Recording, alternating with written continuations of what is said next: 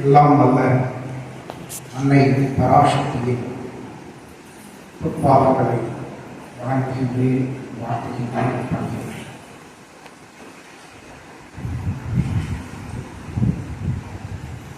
குழுமியிருக்கின்ற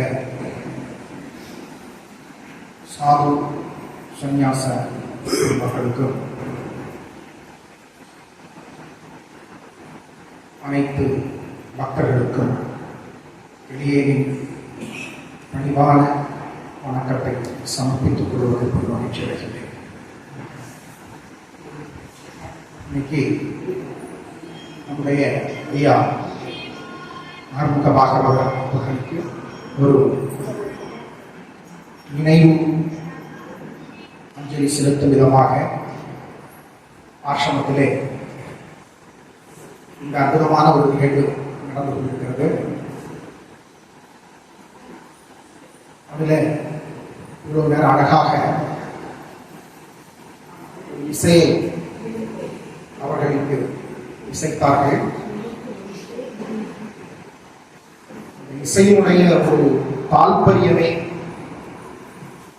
நம்முடைய தேசத்துல இசையினுடைய ஒரு தாற்பயமே, எல்லா கலைகளும் அப்படித்தான், இசையினுடைய ஒரு தாற்பயமே அல்டிமேட்டா கடவுளை நினைக்கிறதுக்கு, கடவுளை சிந்திக்கிறதுக்கு, கடவுளை அடையிறதுக்குங்கிறதுக்கு அங்கிறதுக்கு ஒரு எடுத்துக்காட்டா வாழ்ந்தவர் தான் ஐயா அவர்.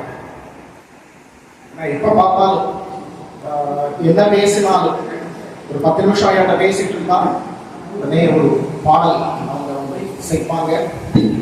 முழுக்க அந்த பக்தி உணர்வோடு இசைப்பாங்க.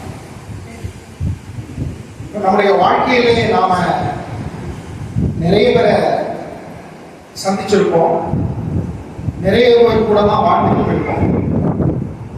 ஆனா குறிப்பிட்ட சில ஆத்மாக்கள் தான் நம்முடைய மனசுல தங்கும். ஏன் இன்னும் சொல்ல போனா சிலவங்க மேல விரக்தி, வெறுப்பு கூட வாழ்க்கை. அது அவங்கள பொறுத்து இருக்கலாம், நம்மளை பொறுத்து இருக்கலாம், அது அந்த ஜீவனுடைய போக்க பொறுத்து. ஆனா சிலவங்களை வந்து நம்ம எவ்வளவுதான் வேதாந்தம் படிச்சிருந்தாலும், இல்ல இந்த உலகத்துல யாருமே இறந்தவங்க இல்லை, அல்லது இந்த ஆத்மாவுக்கு அழிவில்லை, இந்த உடல் தான் அழியுது அப்படின்லாம் படிச்சிருந்தாலும் ஒரு உணர்வு உலகத்துல தான் நம்ம சஞ்சரிச்சுட்டு இருக்கோம், வாழ்ந்துட்டு இருக்கோம். அந்த வேதாந்தத்தை அப்படியே பிராக்டிக்கல் பார்க்கக்கூடியவங்க மறந்துதான் இருப்பாங்க, அல்லது எங்கேயாச்சும் இருப்பாங்க. நம்ம எல்லாம் அந்த உணர்வு உலகத்துல தான், உணர்வு சமூகத்துல தான் நம்ம வாழ்ந்துட்டு இருக்கோம். அப்போ திருப்பி திருப்பி அவங்கள பத்தி நினைக்கிறதுக்கு, திருப்பி திருப்பி அவங்க சொன்னதை பற்றி நாம வாழ்க்கையில ஏதாச்சும் கடைபிடிக்கணும் அப்படின்னு ஒரு உணர்வை நம்முடைய மனசுல ஊத்திட்டே இருக்கிறது. இந்த மாதிரி கொஞ்சம் பேர் தான் இருப்பாங்க. அதுல என்னை பொறுத்த வரைக்கும் என்னுடைய வாழ்க்கையில ஐயாவும் இருப்பாங்க. கிட்டத்தட்ட மேல்நிலை பள்ளிக்கூட படிப்பு முடிச்சுட்டு காலேஜ் என்ட்ராகக்கூடிய சமயத்துல ஐயாவை நேரடியா பார்க்கறதுக்கும் அவங்களோட பழகிறதுக்கும் ஒரு அனுபவம் கிடைச்சது. கடைசி வரைக்கும் அந்த உறவு கொஞ்சம் எட்ட கிழக்கம் இருக்கலாம், கொஞ்சம் நெருங்கி பழகி பயணித்த காலங்கள் உண்டு. அப்புறம் கொஞ்சம் கேப் இருக்கும், அது வாழ்க்கையில சூழ்நிலை பொறுத்து அமைந்தது.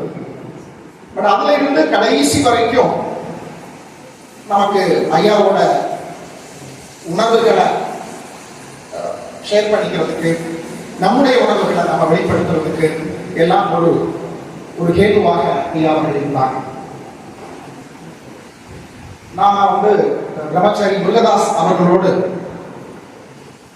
என்னை விட ஒரு 2-3 வருஷம் சீனியர், ஸ்கூல்ல இருந்தே நம்ம சீனியர். அந்த பேச்சு போட்டிக்கெல்லாம் நம்ம சேர்ந்து போவோம், பேசுவோம். அப்புறம் அவங்க தங்கியிருக்கக்கூடிய ஆசிரமம் அப்படின்னு தெரிஞ்சது, குமாரகுள்ள ராம்ஜி ஆசிரமத்தோட நெருங்கிய தொடர்பு. அப்புறம் அந்த ஆன்மீக பயணங்கள், அது சேர்த்த பயணம். அப்போ ஆசிரமத்தில் வச்சுதான் ஐயா நான் சந்திக்கிறேன். இப்பவும் அந்த காதில் அந்த பாடல்கள் எல்லாம் உண்மையிலே அந்த இறுதி சடங்கு நிகழ்வு முடிஞ்ச பிறகு எனக்கு வண்டியில சகோதரர் ராஜேந்திரோட வண்டியில பிரயாணம் செய்த அந்த பாட்டு தான் அப்படி ஒழிச்சு. அவருடைய சில பாடல்கள் எப்பவுமே நம்முடைய காதில நீங்காரப்பட்டுக் கொண்டு சந்திச்சோம். ரொம்ப அற்புதமான பஜனை பாடல், நமக்கும் கொஞ்சம் கற்றுக்கிட்டா என்ன அப்படிங்கிற ஒரு ஆசை வந்து. அப்போ ஐயா நீங்க சொல்லிக் கொடுக்கணும் அப்படின்னு முருகதாசு நானும் அவங்கள்ட்ட பயிற்சி பண்ணுறதுக்கு வேண்டி வந்தோம். கர்நாடிக் இசை, அப்புறம் அந்த ஹார்மோனியம் படிக்கிறது. ஒரு துர்பாகியம் நமக்கு படிக்க முடியலங்கிறது வேற ஒரு விஷயம். பட் அந்த இசையை நமக்கு படிக்க முடியாம, முழுமையாக நமக்கு படிக்க முடியாம இருந்தாலும் அந்த உள்ளத்தோடு பிரயாணம் பண்ணணுங்கிற ஒரு எண்ணம் நமக்கு ரொம்ப ஆழமாக பதிந்தது. அதுல இருந்து அப்படியே நம்ம ஒரு யாத்திரை. ஒவ்வொரு செகண்ட் சாட்டர்டேயும் அங்கே ஆசிரமத்தில் அந்தரியம் நடக்கும். அதுக்கு தலைநாளே ஐயா வந்துடுவாங்க, ஈவினிங்கே வந்துடுவாங்க. பார்த்தீங்கன்னா நைட்டு கிட்டத்தட்ட 12-1 மணி வரைக்கும் சச்சிக்க மேலே போய் உட்காந்துருந்து பாடுறது, சேர்ந்து பாடுறது, இப்படி பாடணும் அப்படி பாடணும் அப்படின்னு சொல்றது. அதில் என்ன அப்படின்னா, நிறைய பாகவதான நம்ம நல்ல இந்த கர்நாடிக் மியூசிக் பாடக்கூடியவங்க, இசை நல்ல பாடக்கூடியவங்க நம்ம சந்திச்சிருக்கிறோம். ஆனால் சார் பாவம்ங்கிறது, அந்த உணர்வுங்கிறது வேற விஷயம். அந்த உணர்வோடு பாடக்கூடியதுதான் ரொம்ப ஐயா எப்பவுமே அதை தான் சொல்லுவாங்க. சொல்லிட்டு எனக்கு ஞாபகம் சரியா இருக்குன்னா ஒரு விஷயம் கூட அவங்க சொன்னாங்க. ஜேசுதாசனுடைய பாடல், ஜெயச்சந்திரனுடைய பாடல் ஐயா அவங்க பேசுறது சின்ன ஒரு டிஃபரெண்ட் இருக்கு, நீங்க அப்படின்னு சொல்லிட்டு அந்த ஜெயச்சந்திரனுடைய பாடல்ல அந்த ஓங்கார ஹம்மி ரொம்ப கொஞ்சம் தூக்கலாம். அதனால பாத்தீங்கன்னா அந்த ஜெயச்சந்திரனுடைய பாடல் இன்னும் ரொம்ப ஆழமா நம்முடைய மனசுல ரொம்ப பதியும்.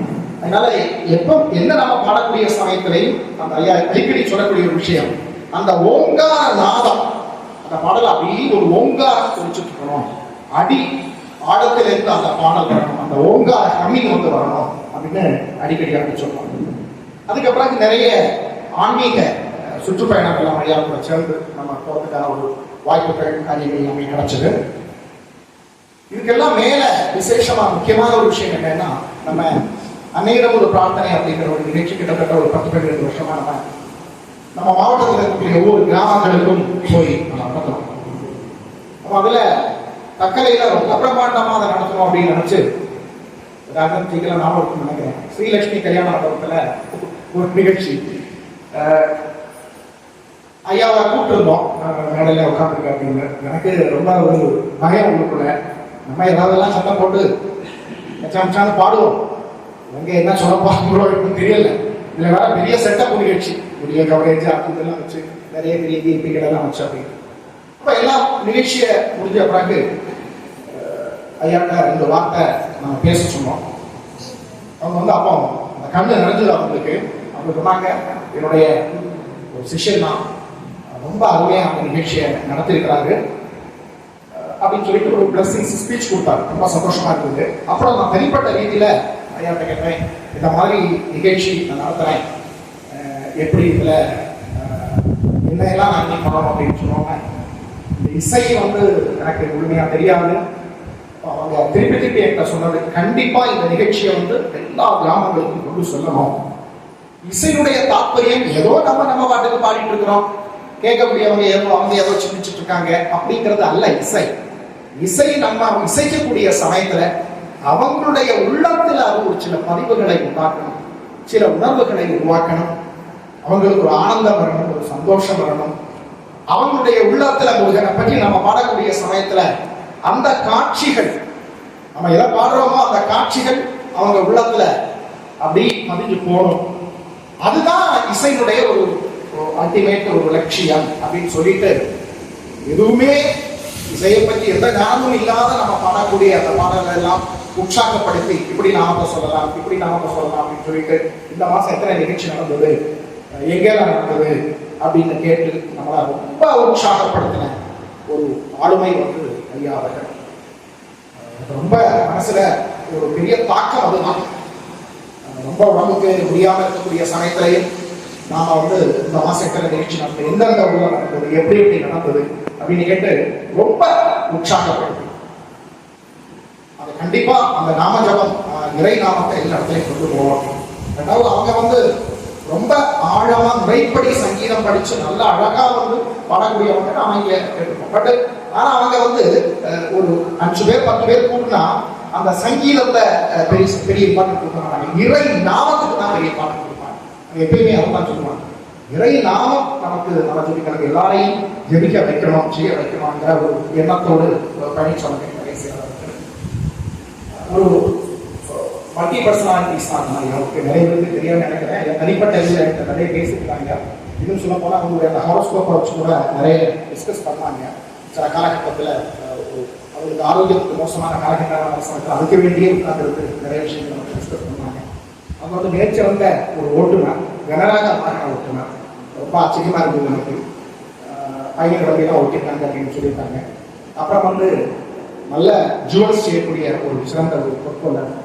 அப்புறம் வந்து கடிகாரம் வச்சு செய்யக்கூடிய நிறைய தக்கரையில கூட நிறைய கடைக்கு முடியாத ஒர்க்கெல்லாம் ஐயா தான் கொடுப்பாங்க, அவங்க வச்சு செய்வாங்க. அப்புறம் சிறந்த ஒரு ஹார்மோனிஸ்ட், அப்புறம் கர்நாடக இசைக்கலைஞர், நிறைய கலைகள் ஐயாவுக்கு நிறைய கலைகள் தெரியும்.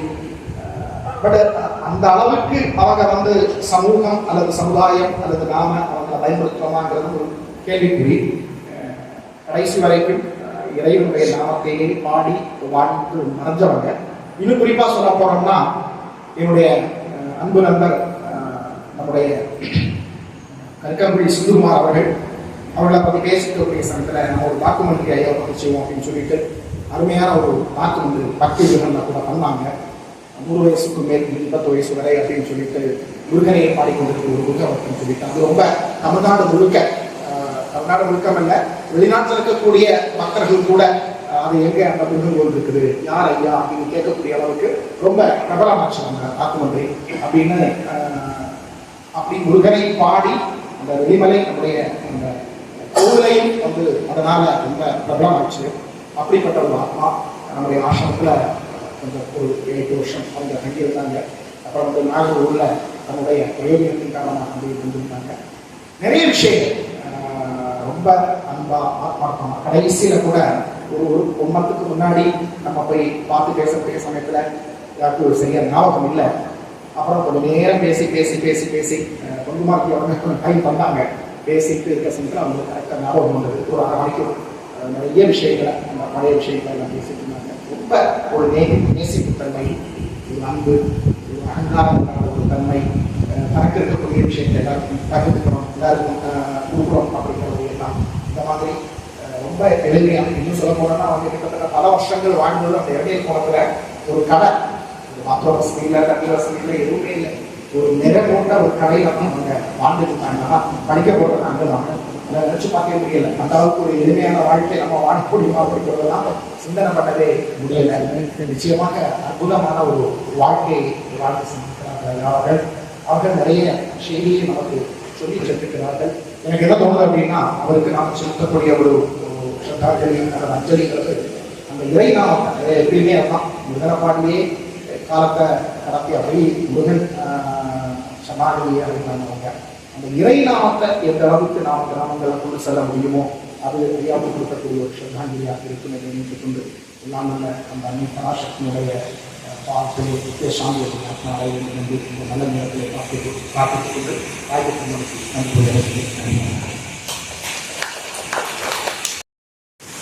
நம்முடைய இரண்டியரை சேர்ந்த ஸ்ரீனிவாசன் அவர்கள் நம்முடைய பாகவதற்குரிய நினைவுகளை பற்றி கூறுவார்கள்.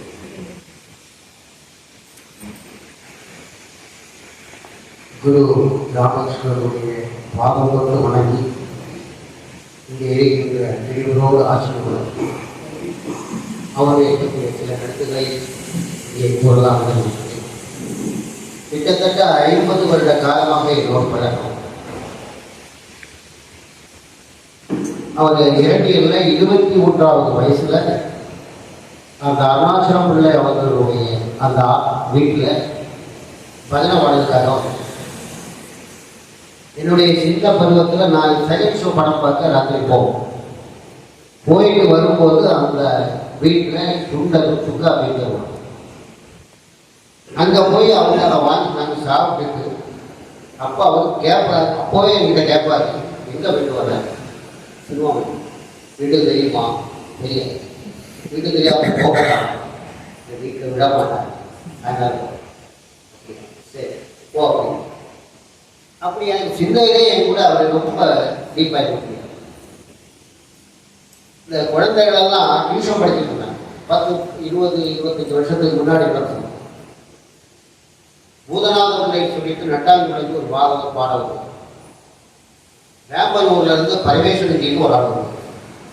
இவரும் வருவார். கரெக்டாக 5 மணிக்கு வந்துடுவார். குழந்தைகளை படிப்பிக்கணும், அதான் அவருடைய எண்ணம். அதனால 5 மணிக்கு அவர் வந்துடுவார். 5 மணிக்கு வந்து இந்த குழந்தைகள் நம்ம என்ன பண்ணிக்கணும்னா, அந்த டியூஷன் படிக்கக்கூடிய பிள்ளைகள் கம்பல்சரி வெள்ளிக்கிழமை அந்த பஜனைக்கு வரணும் அப்படின்னு நம்ம வச்சிருக்கோம். அந்த எல்லாம் வந்துடுவாங்க. பூதநாத அவர்கள் வந்து கொஞ்சம் போகாது. இந்த பிள்ளைக்கு அப்பா பண்ணவங்க சத்தம் போடும். இப்போ இவருக்கு சத்தம் போடாது. இல்லைங்களா, படிக்கணும்ப்பா. அந்த மாதிரி ஒரு நல்ல ஒரு குணத்தோட நிறைய பேரை படிக்க வச்சாங்க. அந்த பிள்ளைகள் ஒரு 7-8 ஸ்டேஜில் அடிப்பாடினாங்க சின்ன பருவம். ரொம்ப சந்தோஷமா இருக்குது அந்த நிகழ்ச்சி. அதே மாதிரி அவர் பன்முக தன்மை உள்ளவர். அது சொன்னாங்க. எனக்கு ஒரு அனுபவம் என்னன்னா, எங்கள் கம்பெனியில் ஒரு மெக்கானிக் நடராஜன் பேர், நான் வேலை பார்த்த கம்பெனி. அந்த கம்பெனியில் ஒரு பெரிய மிஷின், கிட்டத்தட்ட 1 கோடி ரூபாய் விலை உள்ள ஒரு மிஷின். அதில் ஒரு பிரச்சனை. அந்த பிரச்சனையை தீர்க்கிறதுக்காக வேண்டி அந்த கம்பெனிக்காரங்க கூப்பிட்டாங்க. அவங்க கடுமையான ரேட்டு கேட்டாங்க. அப்போ இந்த முதலாளி வந்து இந்த நடராஜன் மேலே ரொம்ப நம்பிக்கை உள்ளார். அப்போ அவர்கிட்ட சொன்னார், இந்த வேலையை நீ பாடுறாரு. அவர்லாம் நான் பார்த்தது பிரச்சனை வந்து நான் ஒன்றும் வராது, தைரியமாக பாருங்க. இதை எல்லாம் கழட்டி போட்டார். நான் கூட இருந்து ஹெல்ப் பண்ணிட்டு இருக்கேன். கூட இருந்து எல்லாம் கழட்டி போட்டார். ஒன்றும் சரி பண்ண முடியும். இப்போ முடிஞ்சு நாங்கள் 2 பேரும் பஸ்ஸே எல்லாம் வரோம். அப்போ அவர் ஏட்ட சொல்கிறாரு, 2 இல்லை ஆர்வமான ஒரு இருக்கிற மாதிரி நடப்பார். ஒரு வயசான ஆணம் அவர்கிட்ட கேட்டாரு, இப்போ நான் நீங்கள் யாரை சொல்றீங்க? அது இந்த மாதிரி பஜனை பாடலாம் பாடிட்டு நடப்பாரு. அப்போ நாங்களே அவர் எனக்கு குருநாதர் மாதிரி, சரி வாங்க போ சொல்லி 2 பேரும் அவங்க வீட்டுக்கு போ, அவர் கடைக்கு போ. அப்போ அவங்க ஒரு ஐடியாலாம் கேட்குறாரு. அப்போ ரொம்ப சிம்பிளாக சொல்லி போகுது. இது ஒன்றும் பிரச்சனை இல்லை, பாக்கி இந்த மாதிரி அந்த மாதிரி செய்யணும். அடுத்த நாள் மெக்கானிக் வந்தாரு, அது மிஷின் சரி பண்ணிட்டேன். முதலாளி வந்து பெரிய ஆளும் அப்படின்னு மெக்கானிக் சொல்லுவேன். அவர் என்ன, நான் ஒன்றும் பெரிய ஆள் இல்லை, 2 ஒரு ஆள் எனக்கு சொல்லி கொடுத்தாரு, அதை வச்சு தான் நான் செய்தேன். அவங்க ஒரு பெரிய ஆள் இருக்காரு.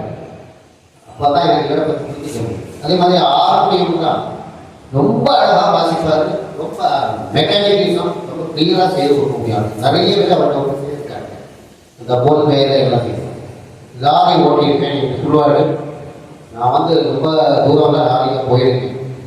அப்போ நான் என்ன அதெல்லாம் உங்களுக்கு கஷ்டமாக இருக்கதான் கேட்டேன். அதெல்லாம் ஒன்றும் செய்யாது. அப்புறம் அவர் முக்கியமான விஷயம் என்னன்னு சொன்னால், ஹோமியோ மருத்துவம் அங்கே எங்கள் காரியாலயத்துக்கு வருவார். அங்கே அந்த சேவாபாரதியில் வந்து 22 படி ஏறணும். அப்போ நான் அவன்கிட்ட சொல்லுவேன், நீங்கள் ஏற வேண்டாம், கீழே உட்காந்து நான் டாக்டர் வர சொல்கிறேன் அப்படின்னு. சரி டாக்டருக்கு கஷ்டம் கொடுக்குறேன். நான் எனக்கு மருத்துவம் வாங்க வந்திருக்கேன், டாக்டர் கீழே வரணும். சரி நான் தான் மேலே வந்தேன்னு சொல்லி மேலே நடந்து வந்து அந்த மருந்து வாங்குவேன். இப்போ சமீபத்தில் கூட நான் அவரை பார்க்க போயிருக்கும் போது அவர்கிட்ட கூட எனக்கு என்னன்னா மறக்கவே முடியாத நிகழ்ச்சி. அவரை என் பேரை சொன்னாங்க. நான் ஸ்ரீனிவாசன் வந்திருக்கேன் அப்படின்னு சொன்னாலே கையெழுத்து. அது சின்ன இருந்தே அப்படி அவரும் அப்படிதான், நானும் அப்படிதான். என்னுடைய பேரை சொன்னாலே அவரோட எங்களுக்கெல்லாம் கிடைச்ச ஒரு பெரிய பாக்கியம் என்னன்னு சொன்னா, அவருடைய 100வது வயசுல அவருடைய கால கழுவி அவருக்கு பாதபூஜை செய்து அவர்கிட்ட ஆசை வாங்கக்கூடிய நிகழ்ச்சியை நம்ம காரியாலயம் நாங்கள் செய்திருக்கோம். அதை மறக்க முடியாத ஒரு நிகழ்ச்சி. அவரை மாதிரி ஒரு ஆளுந்தான் இன்னைக்கு கிடைக்கணும்னா ரொம்ப கஷ்டம். அதனால சுவாமிஜி சொன்ன மாதிரி அவருடைய புகழுக்கு நாம் செய்ய வேண்டியதுதான் பஜனை தான் செய்யணும். நாம மக்களை எவ்வளவு தூரம் நம்ம செய்யறோமோ அது அவருக்கு செய்யக்கூடிய நாம ஒரு பொருட்டு நினைச்சு.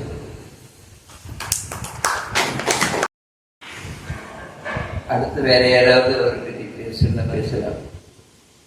அவரோட தொடர்பில் உள்ளோம் வந்து பாகவதற்கு பேசுவார்.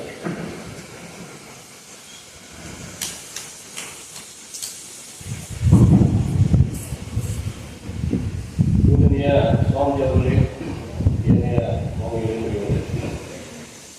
எனக்கு இதுல அவரோட பெரிய நெருக்கமும் இல்லை. சேவாபாரதியில் ஒரு பஜனைக்காக வருவான். அது கேட்டுதான் எனக்கு அவரோட கருணை மட்டும்தான் கேட்கக்கூடிய ஒரு பெரிய பாயம் எனக்கு. ஆனா உலகத்துல ஒரு சில அதிசயமும் நடக்கும் போது தெரிகிறது. ஏன்னா நம்முடைய சக்தி ஜெயசேகர் சுவாமிஜி பேசும்போது அவர் டிரைவரா இருந்திருந்தா இன்னைக்கு நாம தான் வந்திருக்க வேண்டிய அவசியம் இல்லை. இன்னும் அவர் ஒரு பொற்கொள்ளரா இருந்தா கூட நம்ம இங்க எல்லாம் வர வேண்டிய அவசியம் இல்லை. ஏதோ கொஞ்சம் பொற்கொள்ளர்கள் பார்த்து அந்த காரியக்கிரமத்தை கொடுத்துருப்பாங்க. இல்லைன்னு சொன்னா அவரோட தொழில யாரோட இருந்தாங்களோ அவங்க வச்சிருப்பாங்க. அவருடைய அந்த ஒரு நல்ல ஆத்மா எந்த அளவுக்கு இருந்துன்னு சொன்னா, இங்க இருக்கக்கூடிய இவ்வளவு பெரிய சாமியுடைய ஒரு சடங்குகள் அவருக்கு கிடைக்கக்கூடிய அளவுக்கு அவருடைய எண்ணங்களும் அலைகளும் முடிவு. எனக்கு அவருடைய சடங்குக்கு அன்னைக்கு சாமி கூப்பிடாரு. நான் போயிருந்தேன்.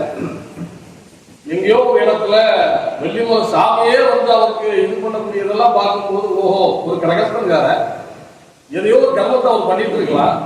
ஆனா பஜனைங்கிற இருந்தா கூட கொஞ்சம் பாகவதெல்லாம் கூட வந்திருப்பாங்க. ஆனா இவ்வளவு பெரிய சாமிஜிகள் அந்த கூட்டத்தில் இருக்காங்கன்னு சொன்னா நம்முடைய சிந்திக்க நமக்கு போகணும்.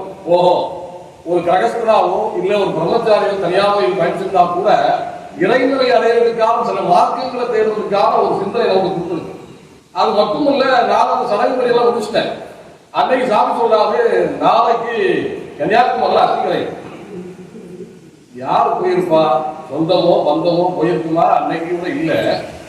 ஆனா அன்னைக்கு இந்த கடல்ல கரைக்கக்கூடிய நான் போட்டோவை நான் கொண்டுமா செய்து அனுப்பித்தான் கேட்கிறேன். யாரு இருக்கான்னு சொன்னா எனக்கு ரொம்ப சந்தோஷமா போயிருக்கு. இந்த உலகத்துல துறவிகள் அப்படின்னு சொன்னா எதையோ துறந்துட்டு தன்னுடைய முத்திக்காக தேடுவாங்களோ நினைச்சேன்.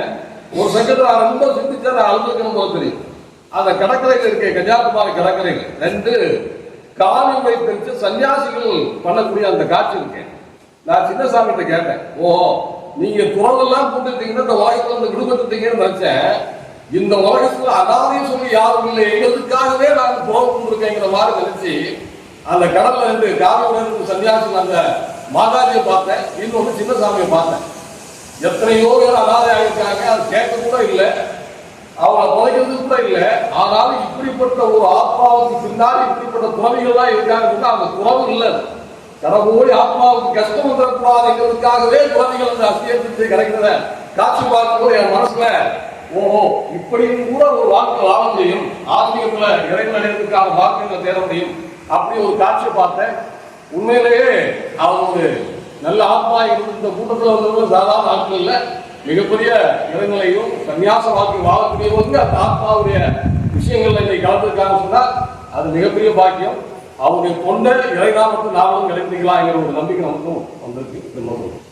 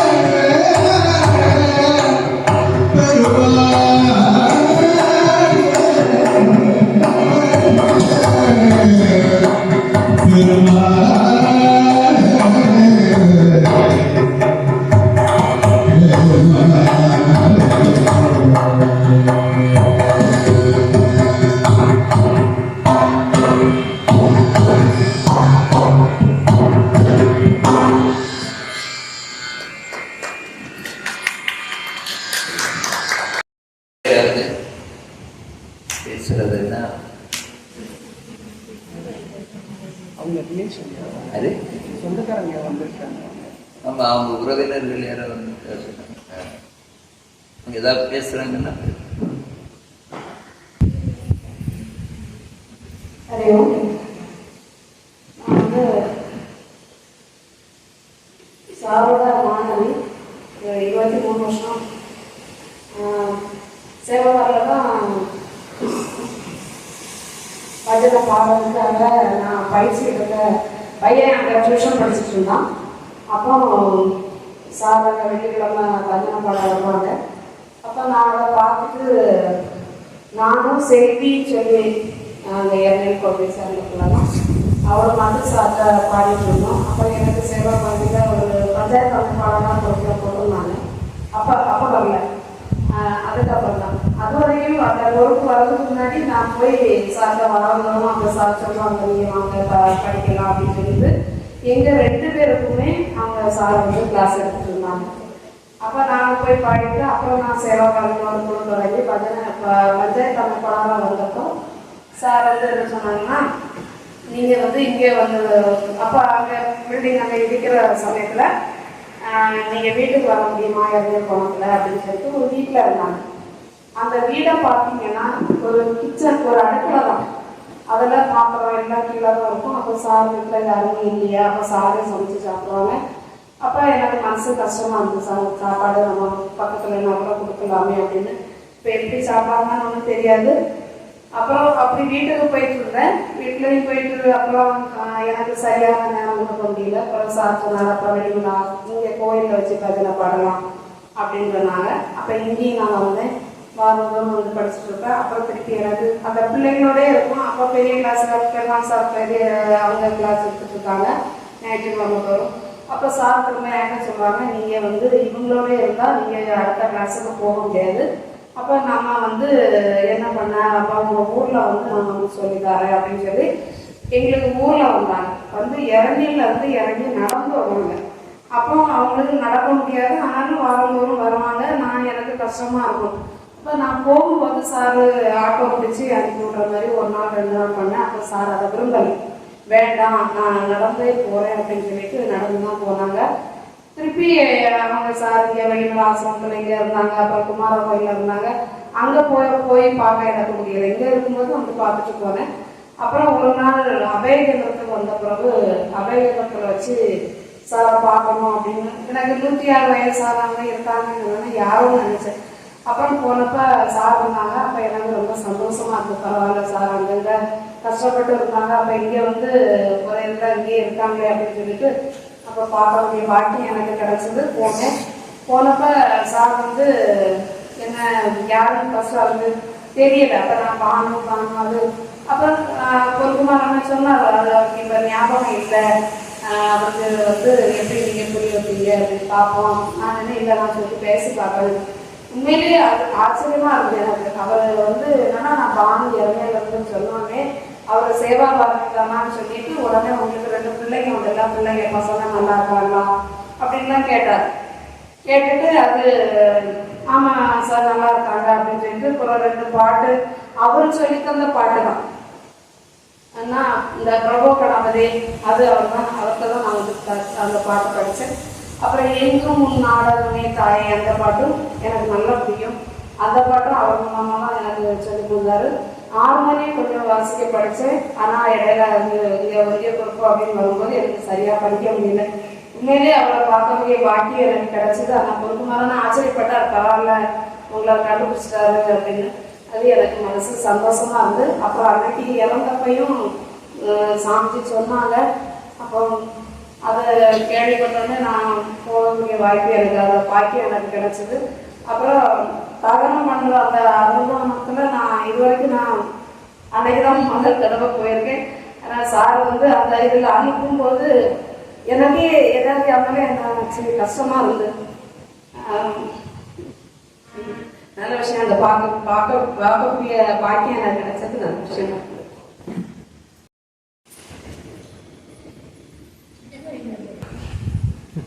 காலையில் பேசிட்டு இருந்தோம். அவர் வந்து பாகவதற்கு படிச்சவர், கொஞ்ச நாள் படிச்சுட்டு அதுக்கப்புறம் படிக்கல. அப்போ ஒன்று சொன்னேன், திருவிளையாடல் ஒரு இது வரும். அவர் சொல்லுவார், எனக்கு குரு நல்லா பார்த்தாரு, தலையால தண்ணி குடிச்சு பார்த்தாரு, சரி முடியாது நினைச்சிட்டாரு. ஹலோ, பேசுறது கஷ்டம் இருக்கு. இதெல்லாம் முதல்ல பார்க்குறப்போ மியூசிக் நல்லா படிக்கணும் அப்படின்ட்டு வெளிமலை வேற பஜனை மரத்தில் சேர்ந்து கொஞ்ச நாள் படித்தேன். ரொம்ப கற்றுக் கொடுத்தாரு, ரொம்ப ட்ரை பண்ணாரு, எனக்கு வரல. அப்புறம் திருப்பி எப்போ பார்த்தாலும் சொல்லுவாரு, இறை நாமத்தை ஜபம் பண்ணிக்கிட்டே இருக்கு. எப்போ பார்த்தாலும் அதே தான் சொல்லுவார், இறை நாமத்தை ஜபம் பண்ணுங்க, ஒழுக்கமா இருக்கு. இது ரெண்டு தான் அவர் சொல்லுவார். அப்புறம் அவருக்கு முடியாத டைம் ரொம்ப இருக்கிறப்போ வெள்ளிமலை சாமி சாமிகள் தான் அவருக்கு இங்கே வரவழைச்சி எல்லாம் பண்ணாங்க. எனக்கு எப்பவுமே எனக்கு இந்த ஆசிரமத்துக்கு மேல அதுக்கு ரொம்ப அபிப்பிராயம். எப்போ பார்த்தாலும் அவர் சொல்லக்கூடியது நாமஜபம் பண்ணுங்க, நிறைய பண்ணுங்க, டிசிப்ளினா இருக்கு. அதான் சொல்லுங்க. தேங்க்யூ. ராமகிருஷ்ணன் சொல்லும்போது அவர் அற்புதானந்த சுவாமிக்கு பாட்டு பெங்காலி படிச்சு கொடுக்கலன்னு வந்துட்டார். அதே மாதிரி பாகவதர் சத்தத்தை சரி பண்ணுங்கிறது சொன்னார்னு இருக்கிறீங்க. தண்ணிக்குள்ள என்னென்ன சாதனை பண்ணுங்க, இவர்களுக்கு பண்ணல என்னன்னு சரியாயிரு. ஆனால் இங்கே ஆசிரமத்தில் அவரை கொண்டு இங்கே விட சொல்லி சேர்த்தது தங்கத்தில் தான் வந்து சொல்லி எப்படியாவது அவரை இங்கே வச்சு பார்த்துன்னு சொன்னேன். அப்புறம் இன்னைக்கான நிகழ்வு இன்னைக்கு நடக்குதுன்னா கூட அது அவருடைய இதுதான். கண்டிப்பாக சாருக்கு தான் பண்ணணும், அதுக்கான செலவை தான் கொடுக்குறேன்னு சொல்லி அவர் தான் இதுக்கு ஏற்பாடு பண்ணார். அவர்கிட்ட படித்தவங்க, அவரை பழகுனவங்க எல்லாருமே அவருடைய நல்ல குணங்கள் நிறைய. அதாவது மற்றவங்க பாட்டு மட்டும், நான் முன்னாடியே மதுரான் சாமி ஏதோ ஒரு வாட்ச் ரிப்பேர் பண்ண கொடுத்தது இரநேல் கோணத்தில் இந்த கடை இருக்குது. ஒரு கடையில் இருந்து தான் அந்த வாட்ச் வேலையெல்லாம் பண்ணுவார் இரநேல் கோணத்தில். அந்த ஹோட்டலுக்கு அது பக்கத்து கடைன்னு அதான் நிறப்பட்ட கடை. அங்கே போய் சாமி சொல்லி அவர் நான் முதல்ல சந்திச்சேன், மதுரான் சாமி சொல்லி விட்டார், அந்த வாட்சை ரிப்பேர் பண்ண கொடுத்துருக்கே வாங்கிட்டோம் அப்படின்னு சொல்லி. அங்கே போய் கேட்ட உடனே அதை சரி பண்ணி எடுத்து கொடுத்தார். அதுக்கப்புறம் இங்கே வந்து இங்கே வெள்ளிமலையில் பல வருடங்கள், ஒரு 6-7 வருடம் இலவசமாக மாணவர்களுக்கு சொல்லி கொடுத்தார். பைசா எதிர்பார்க்கிறோம், அது முதல்ல சாதாரணமாக ஒரு சொல்லி கொடுத்தாங்க அப்படின்னு சொல்லியாச்சுன்னா அவங்க தட்சிணை எதிர்பார்ப்பாங்க, கிடைக்கணும்னு எதிர்பார்ப்பாங்க. அப்படியெல்லாம் வாங்கியிருக்காங்களா அவங்கள்ட்ட பாருங்க? இல்லை, அவர் இலவசமாகவே சொல்லி கொடுத்தார். இங்கே இலவசமாக தான் இந்த இது இருந்தது. அதை பற்றி பெருசாக அவர் பணத்தை பற்றி பெருசாக கவலைப்படலை. இங்கே கொண்டு விட்டாங்க. இங்கேருந்து சொன்ன உள்ள விஷயம்னா, அவ்வளோ வயசுலேயும் தள்ளாத வயசுலேயும் தினசரி வெள்ளிமலை கோவில் போகணும் அப்படிங்கிறதுல அவருக்கு ரொம்ப ஆர்வம் இருந்தது. ரொம்ப பிடிவாதமாக இருந்தார். அவர் உண்மையிலே நான் இங்கே இருந்து அவரை போக சொல்ல காரணமே அதான். இங்கே இருந்து வேண்டாம் சொல்லி சொல்றதுக்கான காரணம் தான். என்னாச்சுன்னா போவார், வேண்டாம் சொன்னா கேட்க மாட்டார். போயிட்டு வந்தது கீழே விழுந்து கிடந்தார். அப்போ ஒருத்தர் தலையில அடிபட்டு விழுந்து கிடந்தாரு. ஒருத்தர் தெரிஞ்சவர் பெரிய கார் கொண்டு பார்த்துட்டு கீழே விழுந்து கிடக்காரு, இங்கே கொண்டு வந்தார். அப்புறம் திருப்பி நாம மருத்துவமனை கொண்டு போய் எல்லாம் சரிப்படும். இதே மாதிரி அவர் முடியாத காலத்திலையும் அங்கே போகணுங்கிறதுல ஆர்வமா இருந்தார். திருப்பி இங்கே ஆசிரமத்தில் தங்கணுங்கிறதுல அவருக்கு ஆர்வம் இருக்கு. மேலே தங்கிட்டு இருந்தப்போ அங்கே உள்ள கொஞ்சம் பேரோட அவருக்கு கருத்து வேறுபாடு வந்ததுனால அங்கே தங்க கூடாதுன்ட்டாங்க. பஜனை சங்கம் இருக்குது. பஜனை சங்கம்னா எல்லாரும் சேர்ந்து வசூல் பண்ணி கட்டினது இல்லையா? பஜனை சங்கத்துல இருந்து கட்டினது தானே. ஆமா, அந்த கட்டணத்துலாம் தங்கி இருந்தார். ஆனா அங்க தங்கி இருக்கும் போதும் ஒரு பிரச்சனை இருக்கு. கடைசியில தனியா இருந்ததுனால ஒரு பிரச்சனை ஆச்சுது. அங்க வச்சு கீழே விழுந்து இடுப்பு இங்க வந்த பிறகு அங்க போய் பாட்டு சொல்லி கொடுக்க போகும். இடுப்பு எலும்பு ஒடிஞ்சிருச்சு 100 வயசுக்கு மேல. அப்போ போய் டாக்டர்கிட்ட எல்லாம் பார்த்தோம். சுசுகிருஷ்டால போய் மோகன்தாஸ் டாக்டர் கூட்டிட்டு போயிருக்கு. நம்முடைய மாவட்டத்துல நமக்கு தெரிஞ்சு மிக சிறந்த எலும்பு மருத்துவர். எனக்கு ஆபரேஷன் அவர் தான் பண்ணார். அவர்கிட்ட போய் கேட்டோம்னா அவருக்கு தூண் இருக்கு, அதனால இதுக்கு பண்றது கஷ்டமா இருக்குன்னா பிறகு ரொம்ப வற்புறுத்தி சிலவங்களை சொன்ன இல்லை நான் முயற்சி பண்றேன்னு சொன்னேன்.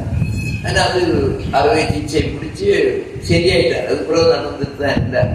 அதனால நான் நீங்க அங்க போகாதீங்கன்னு சொல்ல கேட்க மாட்டேன், திருப்பியும் போவார். ஒரு கடலுக்கு போகும்போது எல்லாரும் கொஞ்சம் இதுவே ஆச்சு.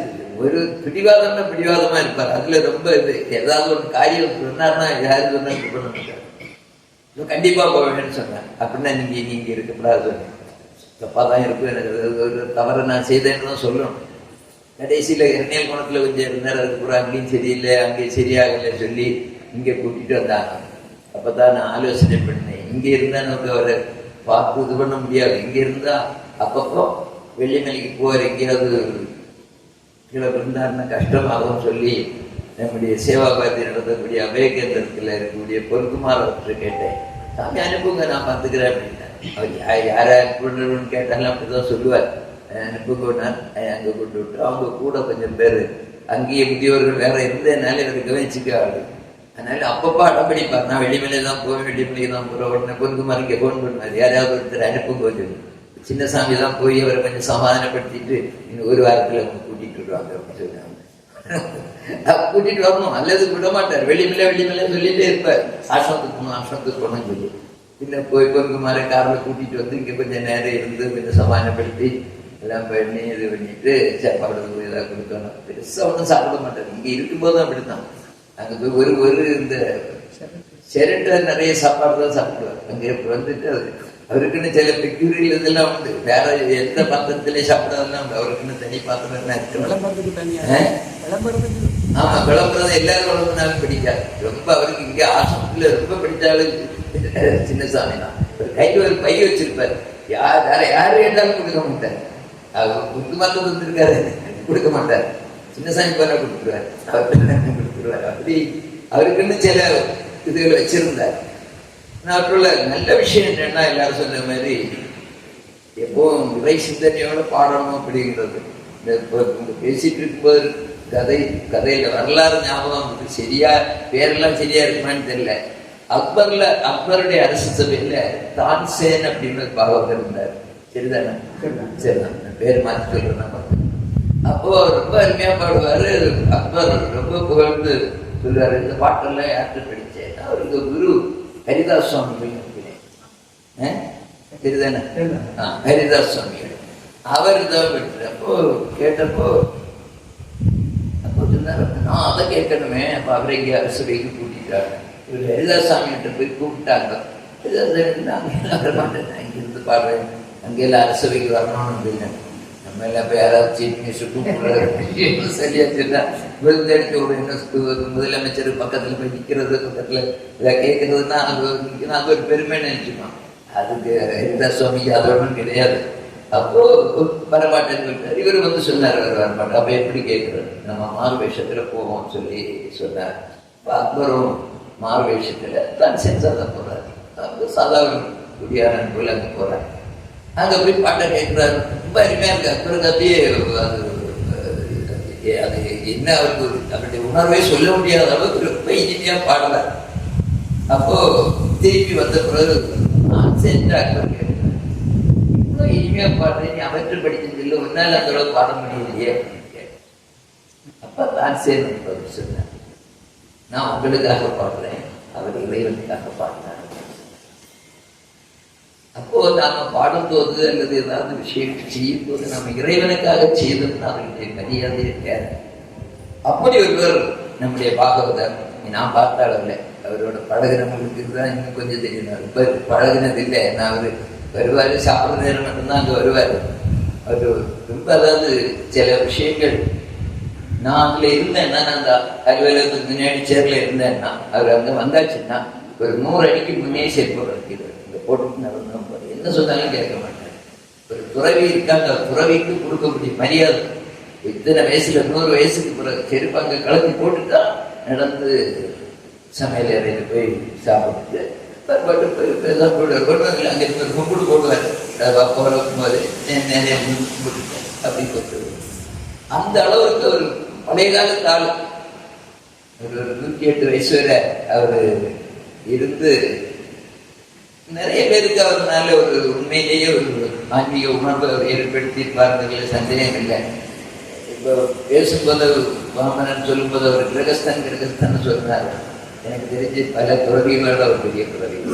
அதனால கிரகஸ்தன்னு நாம் சொல்லக்கூடாது. கிரகஸ்தன் சொல்லியாச்சுன்னா இல்லறதுக்கு கிட்டிட்டு ஒன்று. அவருடைய பேரை வந்து ரொம்ப நல்ல பையன். அந்த ஆப்ரேஷன் ஆகி அங்கே இருந்தப்போ நிறைய செலவாச்சு. அவருக்கு பேர் சென்னையிலேருந்து வந்து அந்த செலவில் பாதி பணம் வரதான் கொடுத்துட்டு அவர் நல்லா கூப்பிட்டார், சென்னைக்கு வரதோடு நாங்கள் பார்த்துக்குறோம் அப்படின்னு சொல்லி. ஒரு கிரகஸ்தான் என்ன பண்ணியிருப்பான், வேற கூப்பிடும்போது போகலை, இங்கே தான் இருக்கிறார். அதனால அவர் கிரகஸ்தன். என்னை பொறுத்தவரை ஒரு சன்னியாசம் வாங்காட்டாலும் அவர் ஒரு துறவி. அதனால தான் நாங்கள் இப்போ போனோம். அதனால தான் மாதாஜி கொண்டு அஸ்தி கரைச்சார். அதனால அவர் ஒரு கிரகஸ்தன் அப்படின்னு என்னுடைய மனசு ஏற்றுக்காரு. காவி கடைசியில் காவி கொடுத்துருந்தாருங்க. அது காவி சன்னியாசம் வாங்காமலே காவி கொடுத்துருந்தார். நான் பொதுவாக சன்னியாசம் வாங்காமல் காவி எடுத்தவங்கள நான் பெருசாக மதிக்கிறது இல்லை. ஆனால் இவரை பொறுத்த மட்டும் ஒரு நல்ல ஆத்மா, எப்பவும் இறை சிந்தனையோடு இருக்கணும், பாடணும், போகணும் அப்படின்னு சொல்லி ஆசிரமத்துக்கு தங்க வைக்க மாட்டேன்னு சொன்னப்புறம் கூட போனார்.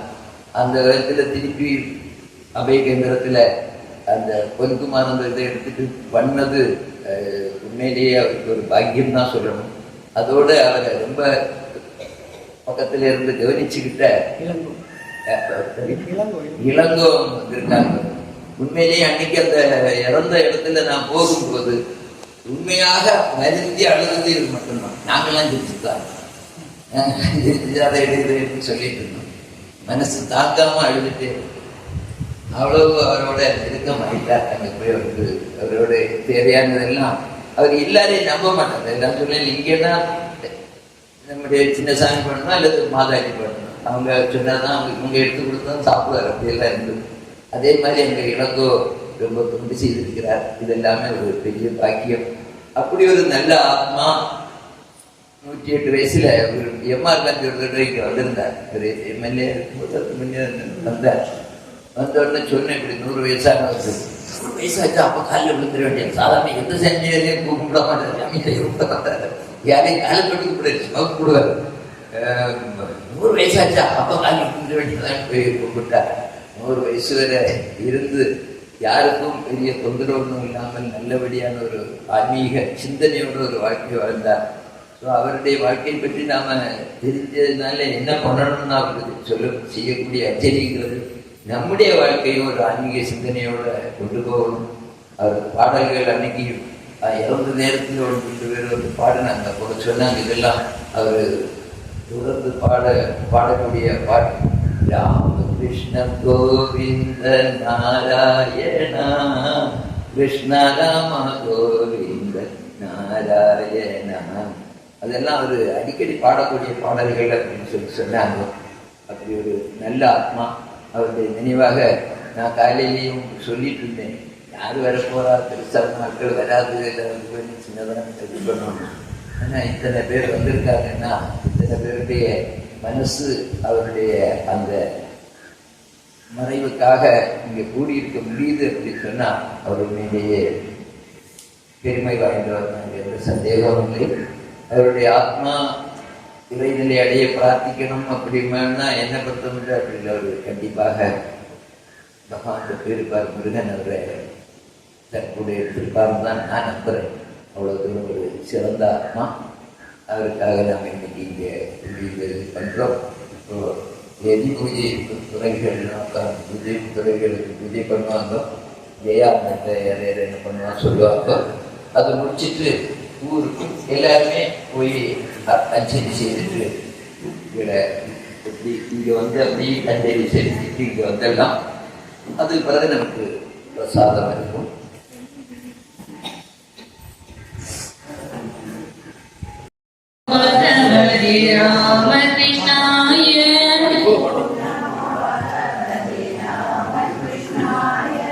ஓம் நமோ பகவதி ராமகிருஷ்ணாய.